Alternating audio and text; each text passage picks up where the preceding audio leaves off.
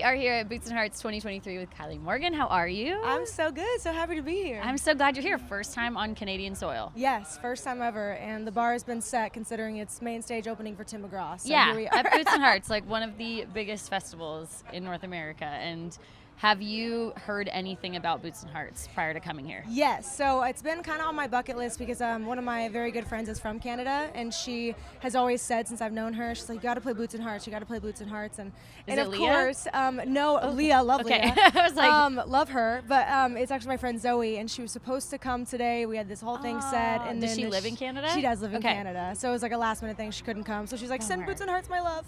Well, hopefully we're going to bring you back. Yes, we got to bring you back for absolutely. sure. Now, I've been watching your stories. Like, you've been doing a lot while you're in Canada. You're squeezing a lot of things in, trying out a lot of different foods. Pizza Nova. Oh, I saw you guys, which is my favorite No way. pizza ever. I saw you eating. Did you enjoy it? Oh, I was thriving on it. Yeah. And we were just thankful that it was open till 2 a.m. too. So I was like, That's why I love it. That alone made it taste so much better. And I saw you post something like, I don't know exactly what it said, but it was something along the lines of like, be so grateful for everything that's happened in your life, like no matter what it was that has gotten you where you are today. Yeah.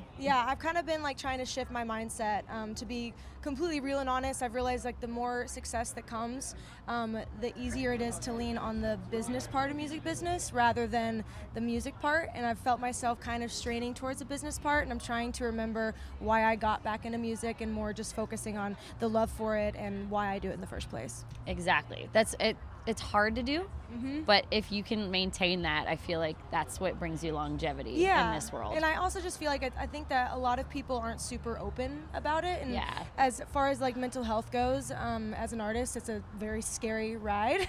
And I just want to be open about it and continue to like make it aware that it's okay to not be okay sometimes. And to keep learning as you go and take it day by day. I love that you brought up mental health, because that's something that like in my daily radio show and just in my socials and stuff, I try to be really open about, because it is something that is more talked about, but yet people still feel uncomfortable about it. Yeah. And they're alone. I think that it's more of like, it's almost like if you're going through something, it's like your fault, you know, and it should not even be looked at that way. But I mean, I look in the mirror and feel the same way sometimes, you know. So it's a different thing every day, but at the end of it, as long as you know that my favorite quote is, it's all going to be okay in the end, and if it's not okay, then it's not the end. And so that's what I focus on. I love that. Okay, well, something that I do in therapy, and I always love to bring this into my chats, is my therapist always tells me, like, every time I talk to her, to pick two things in your life in this moment. One thing that you're really proud of yourself for today, and something that you're still working on. What would those two things be? I'm really proud to, first of all, be here, but also be the only female on this ballot today. I just am really feeling empowered and am bringing the girl power with us, and definitely thankful for that, proud of myself for that. And I'm also definitely working on realizing that I need to be happy in the now instead of always continuing to want to move forward, which we all want to do, but realizing that I'm in a moment that I prayed for so many years ago, and to be in that moment. I love that. All right, so I got to talk to you about a moment that we're going to look back at, because it deserves some time to talk about. When did you find out that Kelly Clarkson had decided to cover If He Wanted To, He Would on her show? Because I watched her video of you tearing up and crying, and I started crying because I was just like, oh my God, this is so cool. It was an actual, like, unreal dream.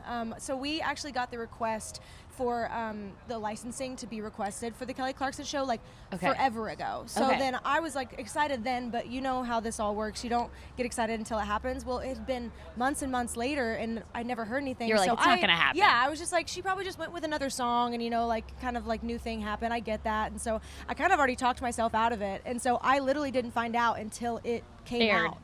And I was just like, what is happening? Like, the best voice, like, one of the best voices in music in general sang my lyrics, and I just still can't get over it. That is so cool. And I mean, Kelly Clarkson, it's really cool how much she loves country music, and she really has a platform that I feel like she's introducing a lot of new artists and stuff to a really wide audience. Yes. Is there a new artist out there that you feel like more people should know about that you are really loving? Ooh, I could tell you 10 right now, but two of my favorite people in the entire world.